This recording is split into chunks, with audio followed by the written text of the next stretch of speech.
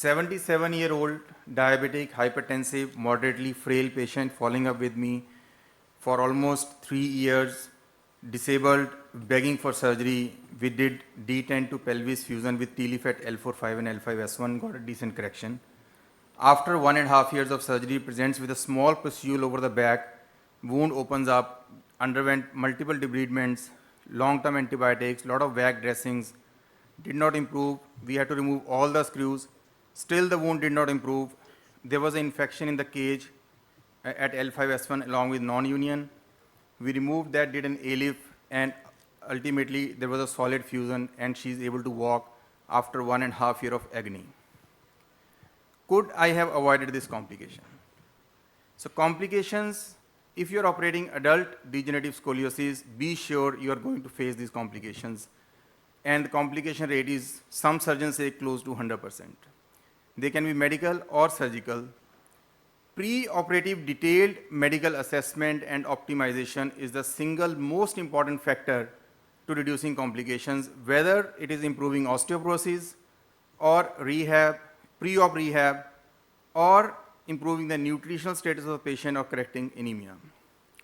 Understand frailty, very important. It is a geriatric syndrome characterized by decreased physiological reserve. You can use many scales are available depending on your dedication. This is a ASD, adult spinal deformity score, uses 42 variables, cumbersome. You can use modified indexes MFI 5 or 11, but choose the total number of health indices, what is present in the patient, divide by the total number that you have selected and get a score and see whether the patient is frail or not frail. Or you can use your personal judgment, but be careful, pay attention to bone density, muscle mass, general wellness, and sarcopenia.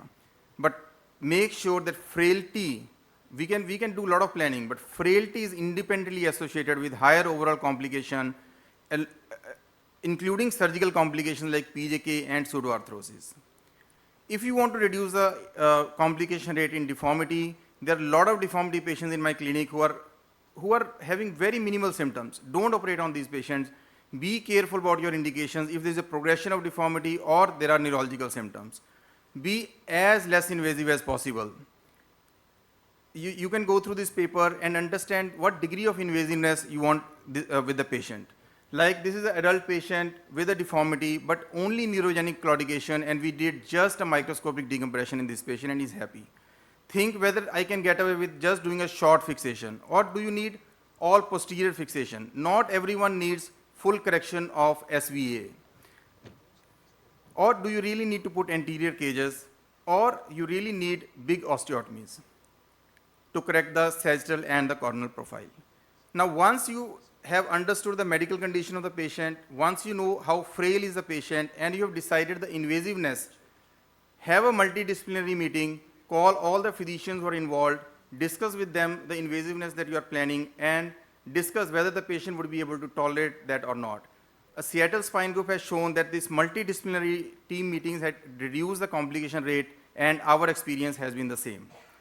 Do a detailed preoperative assessment, as has already been discussed. Always do assess the flexibility by doing standing and supine x-rays. Maybe you can get away with a lot of osteotomies if you just do a standing and a supine x-ray. Assess the lumbosacral junction, assess pseudoarthrosis, look at your MRI clearly, plan your osteotomies. Whenever you're doing just pontis from the back, be careful that if you're not building the anterior column, you can cause foraminal stenosis that can cause neurological deficit. Junctional failure, PJK, adjacent level disease is a reality. Despite multiple meetings, we have not been able to avoid it. Just some tips: avoid undercorrection, avoid overcorrection. You can do cementing at the top, or just put soft hooks at the top. Non-union, a big problem in adult deformity, use a lot of bone graft. If you are going to sacrum, either use iliac screws or use a TLIF. Here I did not use a case and did not go to ilium. I had to revise this case with TLIF later on.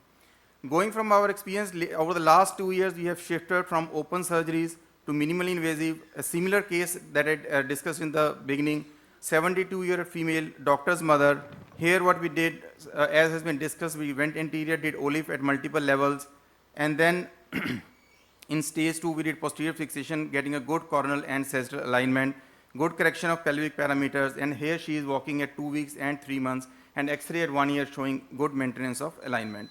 Now, even in highly, we were able to do this all percutaneous, even in an 82-year-old female who came to us on a wheelchair with severe radicular symptoms and was able to go walking. So lateral fusion coupled with posterior instrumentation provides a less invasive way to mitigate some of the potential complications which are associated with open anterior and posterior deformity correction. We need to use technology.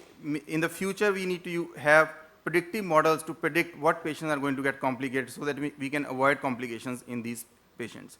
So takeaway points is that very important that you select your patients carefully, operate only if the patient is severely disabled, medically optimize the patient. This is very, very important before planning your surgery.